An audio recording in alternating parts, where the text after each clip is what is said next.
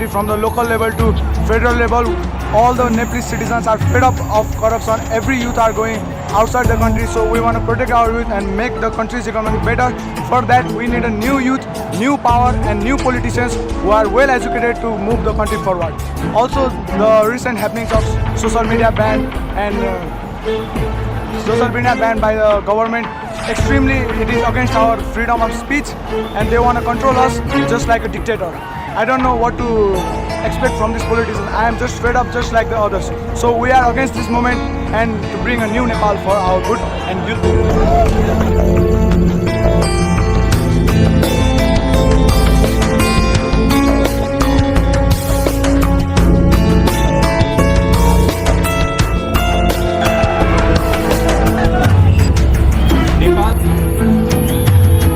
ये कहना गलत नहीं होगा कि अगर यूथ अपने पे आ जाए तो कुछ भी कर सकता है।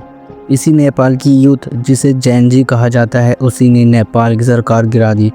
आइए समझने की कोशिश करते हैं इसके पीछे का असली कारण।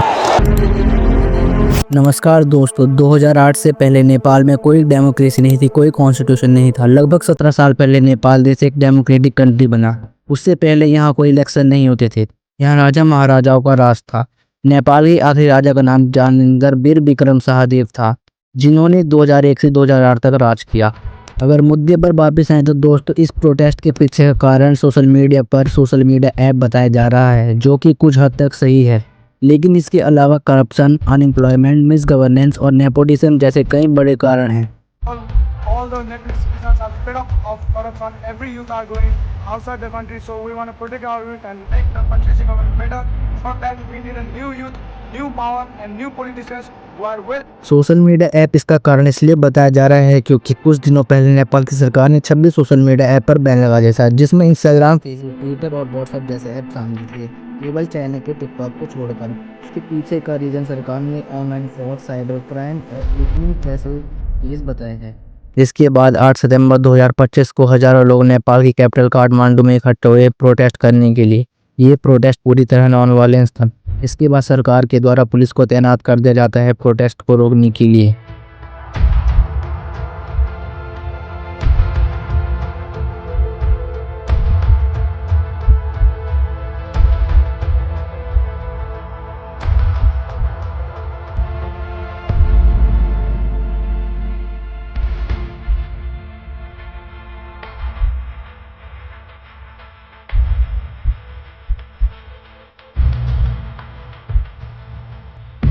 इस बीच police water cannon, tear gas का इस्तेमाल करती है प्रोटेस्ट को रोकने के लिए, लेकिन प्रोटेस्टर नहीं रुकती और पार्लियामेंट कॉम्प्लेक्स के अंदर तक घुस जाते हैं। इसके बाद दोस्तों कुछ ऐसा होता है जो आप इमेजिन भी नहीं कर सकते।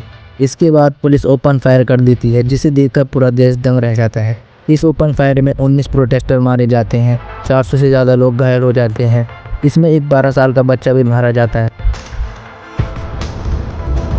सरकार की इस तानाशाही को देखकर और लोग आ जाते हैं प्रोटेस्ट करने। इसके बाद नेपाल के कई और शहरों में प्रोटेस्ट शुरू हो जाता है। इससे पहले ही मार्च 2025 में एक प्रोटेस्ट हुआ था, जिसमें लोगों ने कहा था नेपाल को रिपब्लिक से हटाकर शायद मोनार्की बना देना चाहिए। दोस्तों, आप इमेजिन कर सकते हैं कि वहाँ की जनता अपनी गवर्नमेंट से कितना परेशान थी, जो इस तरह की डिमांड कर रही थी। इस दौरान प्रोटेस्टरों के द्वारा प्राइम मिनिस्टर के घर सहित पार्लियामेंट में भी आग लगा दी जाती है। इसके बाद नेपाल के फाइनेंस मिनिस्टर विष्णु प्रसाद पौडेल को सड़क पर लाकर जूते चप्पलों से मारा जाता है। A video has emerged in social media showing protesters chasing Finance Minister Vishnu Paudel. In the video that has gone viral, Minister Paudel, 65, is seen running through the streets in Kathmandu, with the crowd of people chasing him. One of the protesters is seen kicking Paudel, who is also the country's deputy prime minister. Other protesters दोस्तों, ये protest इस level तक चला गया कि नेपाल के prime minister KP Sharma को मजबूरन 9 सितंबर को इस्तीफा देना पड़ा। अभी की करंट सिचुएशन यह है कि नेपाल में अब कोई प्रोटेस्ट नहीं हो रहा है। यह नेपाल का लाइव एग्जाम्पल है क्या होता है जब पब्लिक की डिमांड को खत्म करने की कोशिश की जाती है। और लेसन लेना चाहिए उन सरकारों को जो अपने देश की जनता की आवाज़ को दबाने की कोशिश करते हैं, इग्नोर करते हैं।